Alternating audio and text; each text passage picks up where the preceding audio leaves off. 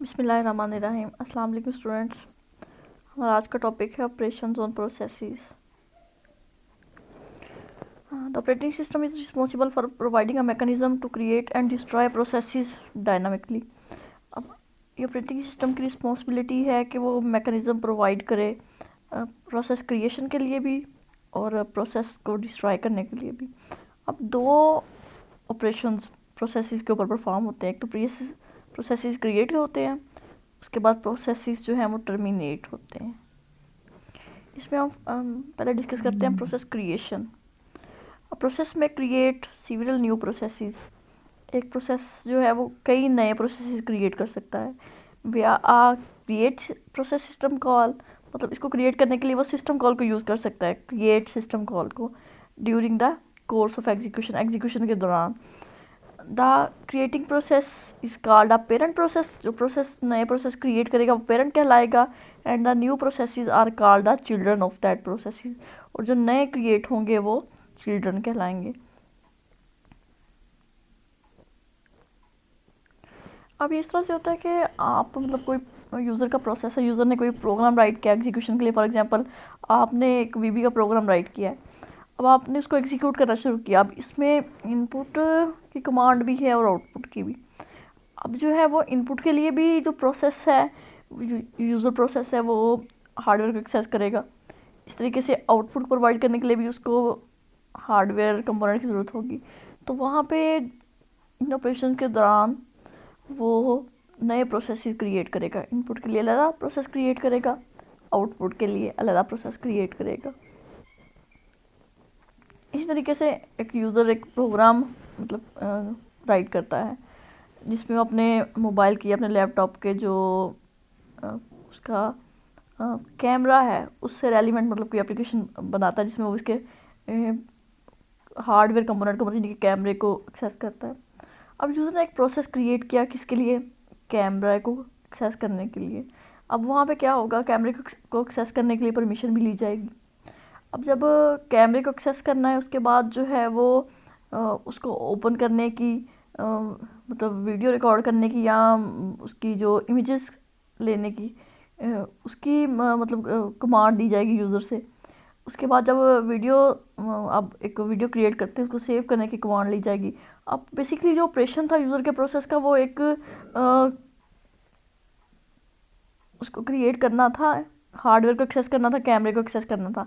लेकिन वहाँ पे एक नए जो प्रोसेस है वो क्रिएट होते गए, मतलब कैमरे को एक्सेस करने के लिए परमिशन लेने का प्रोसेस, उसके बाद वीडियो रिकॉर्डिंग के लिए कमांड लेने का प्रोसेस, उसके बाद वीडियो को सेव करने के लिए जो है वो कमांड लेने का प्रोसेस। इस तरीके से जो है वो प्रोसेस क्रिएशन होती है। मतलब एक पेरेंट प्रोसेस होता है वो सब प्रोसेस जो है वो क्रिएट कर लेता है।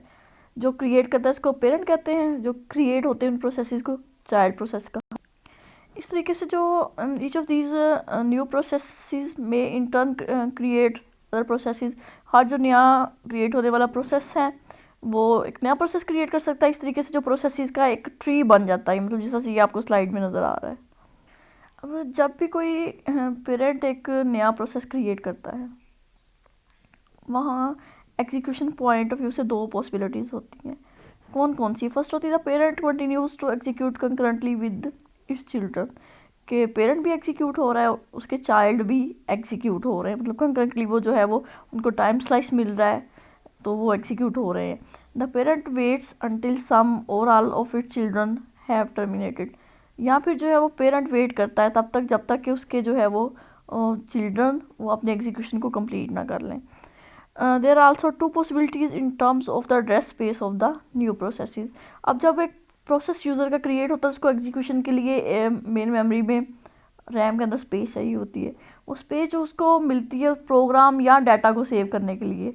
अब प्रोग्राम वो इंस्ट्रक्शंस होती हैं, क्योंकि जो भी प्रोसेस है वो एक्चुअली प्रोग्राम इन एग्जीक्यूशन है। फिर उस प्रोग्राम के साथ साथ उसका डाटा भी होता है। अब उसको जो मेन मेमोरी में स्पेस मिलती है उसको उसकी एड्रेस स्पेस कहा जाता है। अब जब एक प्रोसेस अपने सब प्रोसेसेस या चाइल्ड क्रिएट करता है तो वहाँ पे वो वहाँ कहाँ पे क्रिएट होते हैं या उनको कहाँ पे स्पेस मिलती है। यहाँ पे दो पॉसिबिलिटीज़ होती हैं।